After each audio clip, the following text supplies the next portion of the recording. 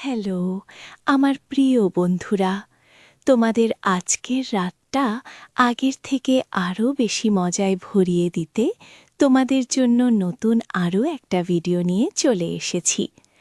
আর সাথে আমার নিজের ছেলের সাথে ঘটে যাওয়া একটা মজার ঘটনা। বন্ধুরা, তোমরা যাতে আজকে আগের থেকে অনেক বেশি মজা পাও, তাই আজকের ঘটনাটি খুবই মজাদারভাবে বানিয়েছি। তোমরা যদি সত্যি মজা পেতে চাও, তাহলে তোমরা ভিডিওটি না টেনে সম্পূর্ণটা দেখো। আশা করি ভিডিও তোমাদের অনেক ভালো লাগবে। বন্ধুরা, আমার ছেলে আমাকে এমনভাবে শান্তি দেবে তা আমি কখনো আগে ভাবিনি। তার খেলোয়াড়ের খেলার ধরন এত ভালো যে কেউ তার খেলায় অসুখী থাকতে পারবে না। যাই হোক, আজকে আমি তোমাদেরকে শোনাবো ছেলে জন্মদিনের উপহার হিসাবে ছেলেকে কিভাবে খেলতে দিলাম। তো চলো বন্ধুরা, মূল ভিডিওতে আসা যাক। আমার নাম সীমা। আমি রাজশাহীতে থাকি। আমার বয়স ৪২ বছর এবং আমি একজন তালাকপ্রাপ্ত মহিলা। সাথী আমার শৈশবের বান্ধবী। তার স্বামী মারা গেছে। সাথীর স্বামীর মৃত্যুর পরও তার ছেলে লবির সাথে খুব সুখী ছিল। আমি তার এই সুখী জীবন দেখে কিছুটা আশ্চর্য হয়েছি। আমি বুঝতে পারছিলাম না কিভাবে তারা দুজনে এত সুখী। আমি আর থাকতে পারলাম না, তাই একদিন সাথীকে জিজ্ঞাসা করলাম, সাথী, তোর স্বামীর মৃত্যুর পরেও তোরা মা ছেলে এত সুখী কিভাবে? স্বামীর মৃত্যুতে তোর কোনো দুঃখ নেই দেখছি। সাথী বলল, আমি তোমার স্বামীকে ফিরিয়ে আনতে পারব না। তাছাড়া আমার রবি তো আমার সাথেই আছে। আমি বললাম, রবি আছে ঠিক আছে, কিন্তু রবি তো আর তোর স্বামীর অভাব দূর করতে পারে না। সাথী বলল, না, রবি আমার সমস্ত অভাব দূর করে দেয়। ওর মুখ থেকে এমন কথা শুনে আমি হতবাক হয়ে গেলাম। আমি সরাসরি তাকে জিজ্ঞাসা করলাম, তুই কি তোর চাহিদার বিষয়ে কি করছিস? সাথী বলল, তোর কাছে কি গোপন করব? রবি এখন আমার সবকিছু। আমি নিঃশব্দে তার দিকে তাকিয়ে থাকলাম। আমি তার কাছ থেকে ঘটনা সম্পর্কে বিস্তারিত জানতে চাইলাম। সে আমাকে পুরো ঘটনাটি বলল। ঘটনাটি শুনে আমার খুব ভালো লাগল, কারণ আমার স্বামীর সাথে আমার বিচ্ছেদ হওয়ার পর আমার মা ছেলে আমাকে কু করে থাকছিল।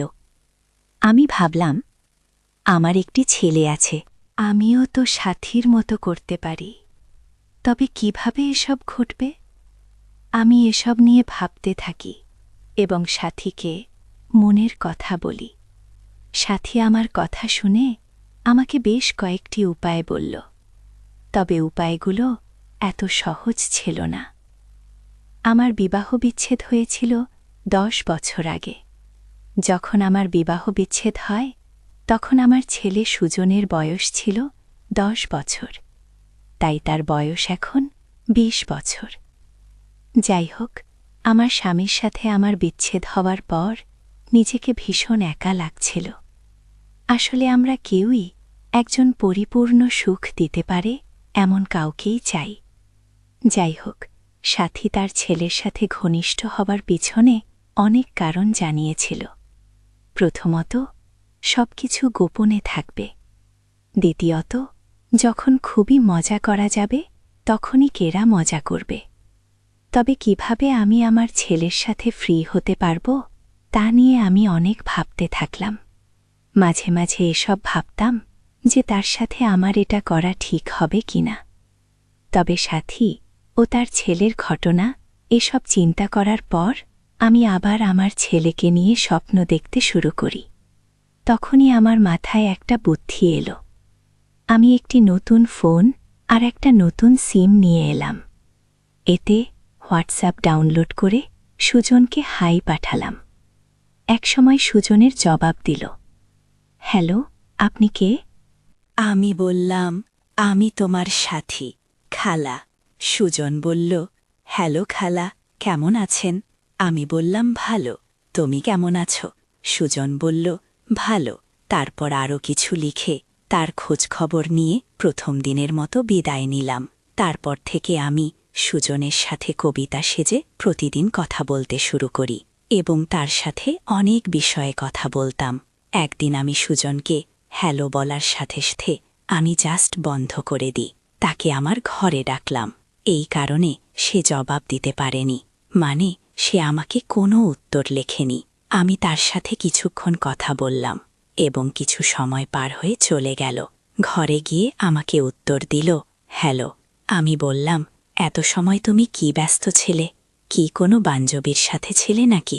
সুজন বলল, না খালা, আমার কোনো বান্ধবী নেই। আমি বললাম, মিথ্যে বলো না। সুজন বলল, সত্যি খালা, আমার মায়ের কসম।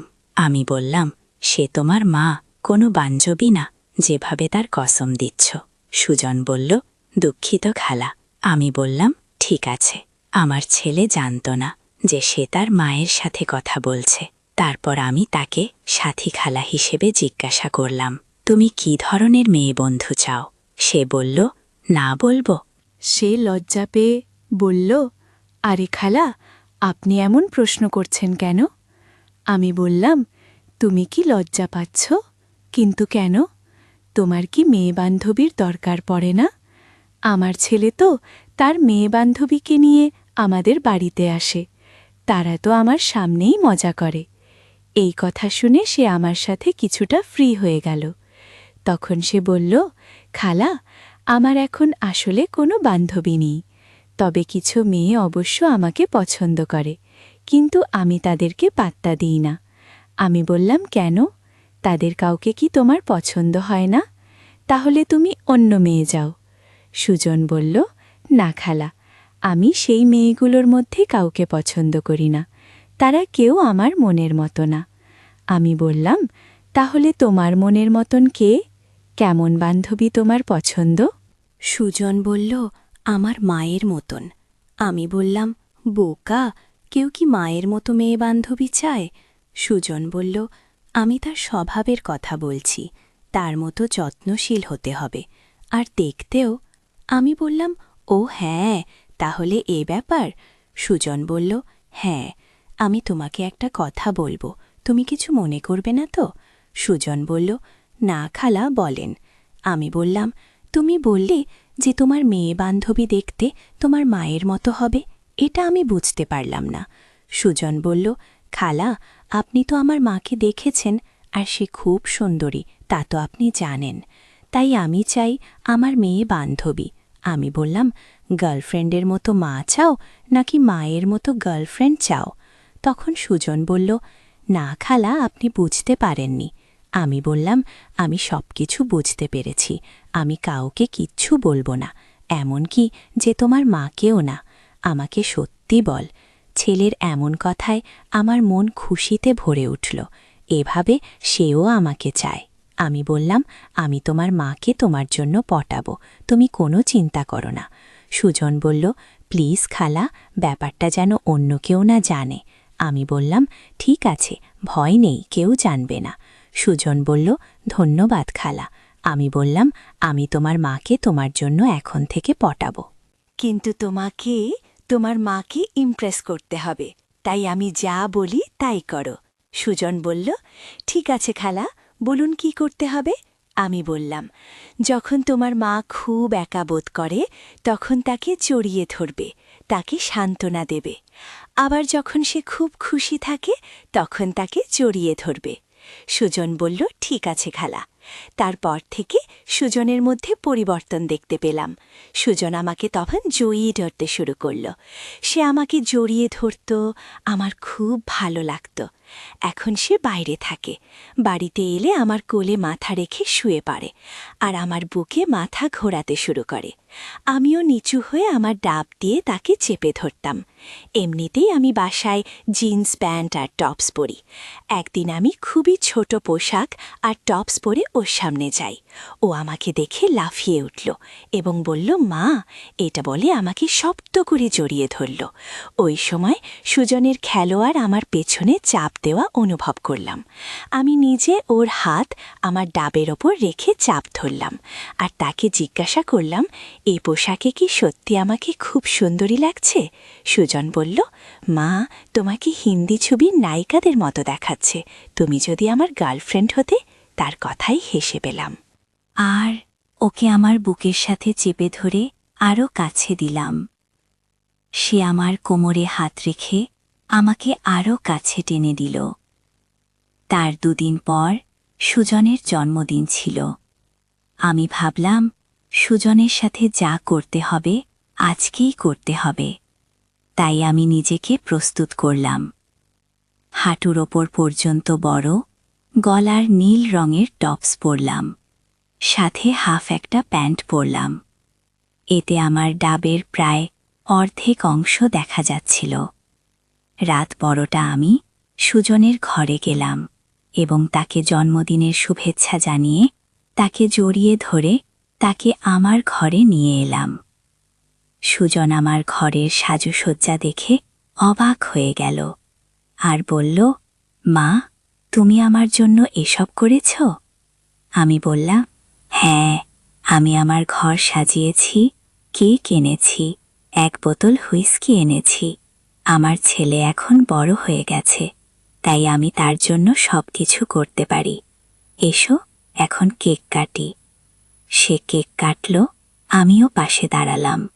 সে কেক কেটে আমাকে খাওয়ালো। সে আর আমি 1 পিস কেকের অর্ধেক করে খেলাম। তারপর আমরা একে অপরকে জড়িয়ে ধরলাম। তারপর আমি তাকে বিছানায় বসে হুইস্কির বোতল খুলে ফেললাম। তারপর বানালাম। আমি একটু তার কাছে গেলাম। আমি তার কোলে বসে বললাম, শুভ জন্মদিন সুজন, এটা তোমার জন্য। সে আমাকে নিজের কোলে নিয়ে বলল, থ্যাঙ্কস মা, তুমি খুব ভালো। বলে সে প্যাক শেষ করে আমাকে বলল, কি, কেমন লাগলো? সুজন বলল, খুব ভালো। আমি বললাম, তোমার জন্য এদিনকে বিশেষ করে তুলব। সুজন বলল, তুমি মা। আমি বললাম, তোমার বান্ধবীকে কেন ডাকলে না? সুজন বলল, তুমি জানো না, আমার কোনো বান্ধবী নেই। আমি বললাম, সত্যি করে বলো, তুমি কি রকম বান্ধবী চাও? সুজন বলল, সত্যি বলবো? আমি বললাম, হ্যাঁ বলো। সুজন বলল, তোমার মতন বান্ধবী চাই। আমি বললাম, তোমার মতো নাকি আমাকে চাও? প্রথমে সে চুপ হয়ে তারপর আমার দিকে তাকাতে লাগল। আমি বললাম, আমি একটা কথা বলবো? সে অবাক হয়ে আমার দিকে তাকিয়ে বলল, হ্যাঁ বলো। আমি বললাম, তুমি যার সাথে চ্যাট করছো সে তোমার সাথী খালা না। সে হতবাক হয়ে বলল, মানে? আমি ওর বুকে আমার মাথায় রেখে বললাম, ওটা আমি। সে শুনেই খুশি হয়ে গেল এবং আমাকে আরও শক্ত করে জড়িয়ে ধরল। তারপর আমি ওকে বললাম, সুজন, আমি তোমাকে অনেক ভালোবাসি। সুজন বলল, আমিও তোমাকে অনেক ভালোবাসি প্রিয়তমা। আমি যখন তার সাথে এসব কথা শুনলাম তখন সময় নষ্ট না করে আমি বসে পড়লাম, আর সুজন সব কিছু বোঝার আগে আমি তাকে সম্পূর্ণ উন্মুক্ত করে দিলাম। সাথে সাথে তার বিশাল খেলোয়াড় বের হয়ে এলো। তার এই খেলোয়াড় দেখে আমি পুরো হতবাক হয়ে গেলাম, কেননা তার বয়স ও তুলনা তার খেলোয়াড় অনেক বড়।